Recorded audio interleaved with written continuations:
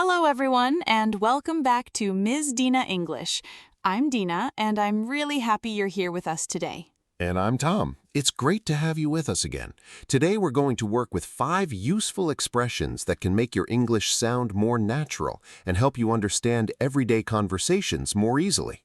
Our expressions today are come into season, chuck something over, chuck something up, carry out, and crave in.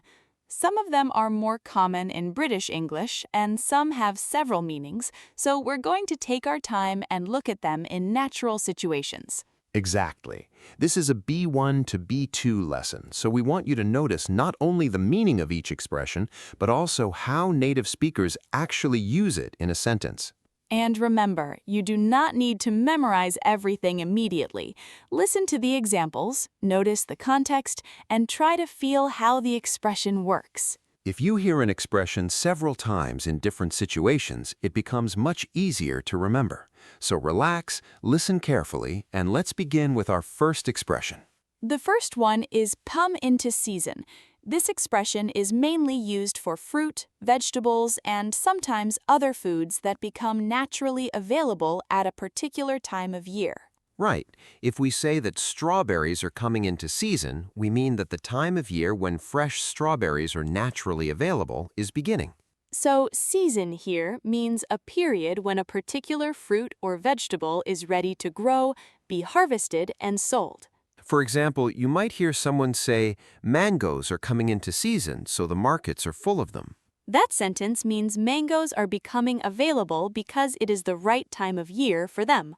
You could also say, tomatoes are coming into season now, and they're much cheaper than they were a few weeks ago.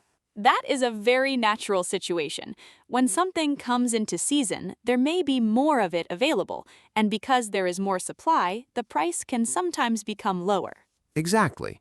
Imagine walking through a local market in spring and suddenly seeing piles of fresh strawberries everywhere. You could say, strawberries have come into season.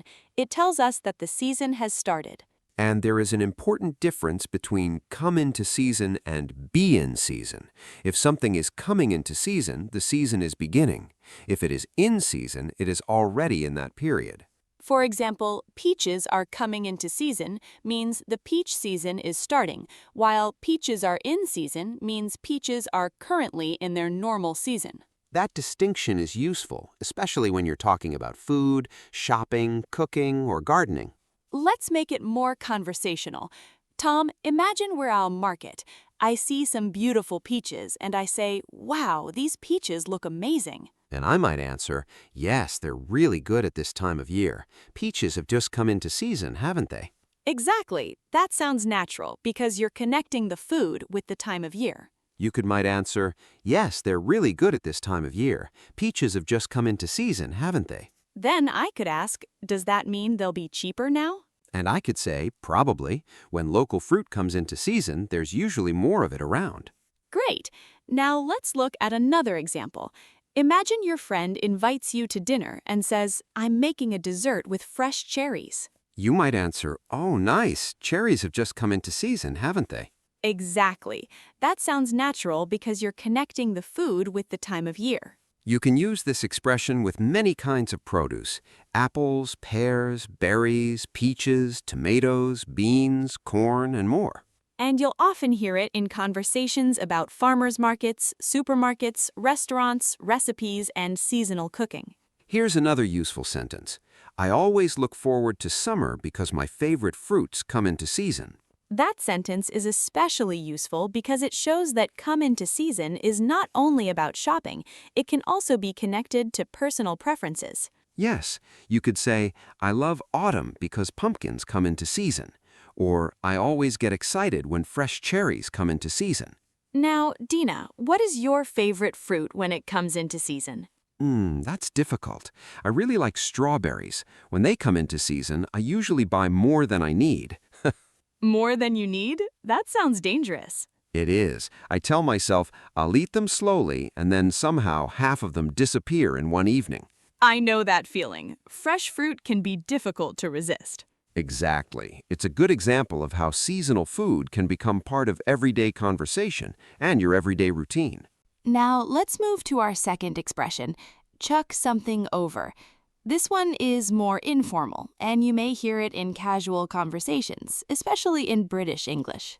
Yes, chuck is a casual verb that can mean throw or put something somewhere quickly and without much care. So when someone says, chuck your coat over there, they mean put or throw your coat over there. The word over often shows the place where the object goes. For example, chuck your bag over there.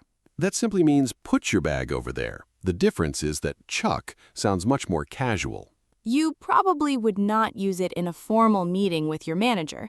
You might say, could you please put your documents on the table? But with a friend, you could say, just chuck your documents over here. So context is very important. The expression is informal, relaxed, and sometimes a little playful. Exactly. Imagine you come home from work, take off your jacket, and throw it onto a chair. Your friend might look at you and say, you always chuck your jacket over the chair. And you might answer, I know, I should probably hang it up properly. Another common situation is cooking. Imagine we are making a salad, and you have some vegetables in your hand. You might say, just chuck the tomatoes over the salad. In that situation, chuck means to put or throw them onto the salad in a quick, informal way. You could also hear, chuck some cheese over the top, meaning put some cheese on top of the food. Notice that the expression does not always mean you literally throw something hard. It can simply mean putting something somewhere quickly. That is an important point. If I say chuck the vegetables into the pan, I'm not necessarily telling you to throw them aggressively. Right, I'm just saying put them into the pan. The casual word makes the instruction sound less formal. Let's make a short conversation. Imagine Dina is cooking dinner and Tom is helping. Tom, can you pass me those onions? Sure, here you go. Thanks. And can you chuck them into the pan? Of course. Like this? Yes, exactly. Now chuck the peppers in too. I like this recipe. There's a lot of chucking going on. Yes, but please don't chuck the whole kitchen into the pan. I'll try to control myself. That conversation shows how flexible the word can be. You can use chuck with clothes, bags, food, papers, and many ordinary objects. Another example is, I was in a hurry, so I just chucked everything into my suitcase. That means you packed everything quickly and probably without organizing it very carefully. Exactly. Maybe you were leaving for a trip in 10 minutes, so you put your clothes, shoes, charger, and toiletries into the suitcase as quickly as possible. You could also say, I just chucked my clothes into the washing machine. Again, it means you put them in quickly and casually. Now, let's compare two sentences. I placed my clothes in the washing machine. That sounds neutral and slightly formal. I chucked my clothes in the washing machine. That sounds much more casual. It gives the feeling that you did it quickly without making a big event out of it. This is why learning informal verbs is useful. They help you understand the style and attitude behind everyday English. You may hear native speakers use them with friends, family, or colleagues they know well. But remember that informal language is not automatically appropriate everywhere. Right. If you are writing a formal email, chuck is usually not your best choice. Instead, choose verbs such as put, place, throw, or another more neutral expression, depending on the situation. Now, there's another expression with chuck that is quite different, chuck something up. Yes, and this one needs some attention because chuck up has a specific informal meaning in British English. To chuck up can mean to vomit or to be sick. So if someone says, he chucked up after the boat ride, they mean he became sick and vomited. It's a very informal expression, so you should be careful about when you use it. You might hear friends say, I felt terrible last night and I chucked up. Or she had too much to drink and ended up chucking up. There is another important point about chuck up. Because it is informal, you will usually hear it in casual conversation rather than in formal or professional situations. Exactly. In a more neutral situation, you could simply say, I vomited, or I was sick.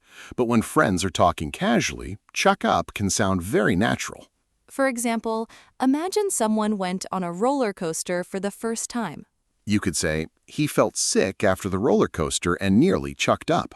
Or imagine you are traveling on a boat and the sea is very rough. You might tell your friend, I think I'm going to chuck up. That means you feel like you are going to vomit. And this is a good example of why context matters. If you hear chuck by itself, it can mean throw or put something somewhere, but chuck up has a completely different meaning.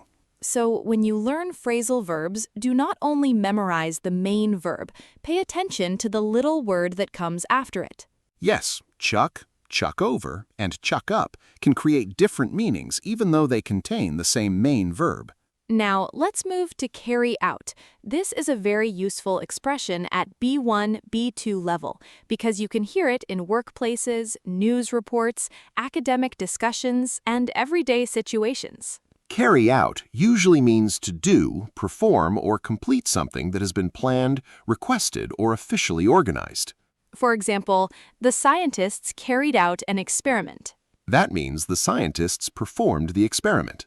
Another example is the company carried out a survey to understand what customers wanted. In that sentence, carried out means conducted or completed the survey. You can also say the police carried out an investigation. That means they conducted an investigation. So some common nouns that go with carry out are experiment, research, survey, investigation, plan, test, and task. That is an excellent group of collocations to remember. If you learn the whole combination instead of only learning carry out, it becomes much easier to use naturally. For example, instead of memorizing only carry out, remember carry out research. Or carry out an investigation. Or carry out a plan. Let's imagine a workplace situation. Your manager says, we need to carry out a customer survey before the end of the month. That means the team needs to conduct the survey before the deadline. Then you might say, I can carry out the survey on Friday. Notice that carry out sounds more formal than simply saying do. Yes, you could say, I need to do some research, and that is completely correct. But I need to carry out some research sounds more formal and is especially common in academic or professional English. Another example is, the hospital carried out several tests. That means the hospital performed several tests. So if you are reading an article, watching the news, or listening to a professional presentation, carry out is a very useful expression to recognize. Now, there is one more expression we need to clarify, because the phrase you may have seen is crave in. Right. Crave in is not normally used as a standard English phrasal verb. The expression you are probably looking for is cave in. Good clarification. Cave in is a real and very useful phrasal verb, and it has a couple of related meanings. The first meaning is to collapse inward or fall down because something is weak or damaged. For example, the roof caved in after the heavy snow. That means the roof collapsed inward because it couldn't support the weight. You can also say part of the tunnel caved in. In that situation, part of the tunnel collapsed. So this physical meaning is often used for roofs, buildings, tunnels, walls, or other structures. But cave in also has a figurative meaning. It can mean to stop resisting and finally agree to something after pressure. For example, imagine a child keeps asking their parents for a new toy. The parent says no several times, but after an hour of asking, the parent finally says yes. We could say her parents finally caved in and bought her the toy. Exactly. They gave up resisting and agreed. Another example could be a negotiation. Imagine two people are discussing the price of a car. One person refuses to pay more than $10,000 while the seller wants $12,000. After a long conversation, the seller finally agrees to $10,000. You could say the seller eventually caved in and accepted the lower price. That does not mean the seller physically collapsed. No, it means the seller stopped resisting and accepted the other person's position. This figurative meaning is extremely useful in everyday conversation because people often talk about pressure, arguments, negotiations, and decisions. For example, I didn't want to go to the party, but my friends kept asking me, so I eventually caved in. That means you finally agreed because your friends continued to pressure or persuade you. Or you could say, I told myself I wouldn't eat dessert, but I caved in when I saw the chocolate cake. And that is probably one of the most realistic examples we can give. Absolutely. Sometimes the chocolate cake is stronger than our willpower. Now, let's put several of today's expressions into a natural conversation so you can hear how they work together. Great idea. Imagine we are talking about a weekend trip. Tom, are you ready for the trip? Almost. I just need to chuck a few things into my bag. You mean you still haven't packed? Not properly. I'm just going to chuck some clothes over here, put my charger in, and I'll be ready. That sounds like a very organized packing system. It's a highly professional system. Anyway, what are we going to eat during the trip? I heard the local strawberries have come into season, so we should definitely get some. Good idea. And I read that the local farm is carrying out a food festival this weekend. Be careful. We usually say they are holding or organizing a festival. We would more naturally say they are carrying out an activity, survey, experiment, or plan. Good correction. So I could say the organizers are carrying out a food safety inspection. Exactly. That sounds natural. And if the weather gets bad, hopefully the roof doesn't cave in. Let's hope not. I don't want our weekend trip to become a disaster.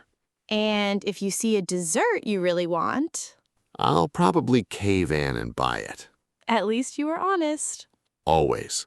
So let's quickly review what we learned today.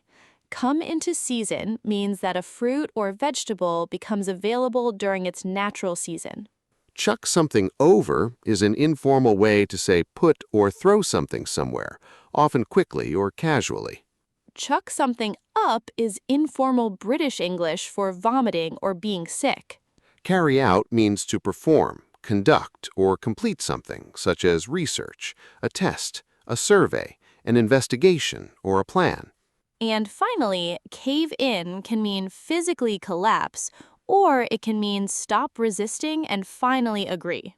One last reminder, if you originally heard crave in, check the context carefully. Crave means strongly desire something, as in, I'm craving chocolate, while cave in means collapse or give in to pressure. That difference is small in pronunciation, but the meanings are completely different. So, listen for the vowel sound, notice the context, and remember the full expression rather than translating every word separately. And most importantly, try making your own sentences. Choose one expression and connect it to something real in your life. For example, you could say, strawberries have come into season, or I chucked my jacket over the chair, or I carried out some research, or I finally caved in. The more you use these expressions, the more naturally they will come to you. And that is what we want for your English, not just knowing the meaning, but being able to recognize and use the expression naturally when you speak.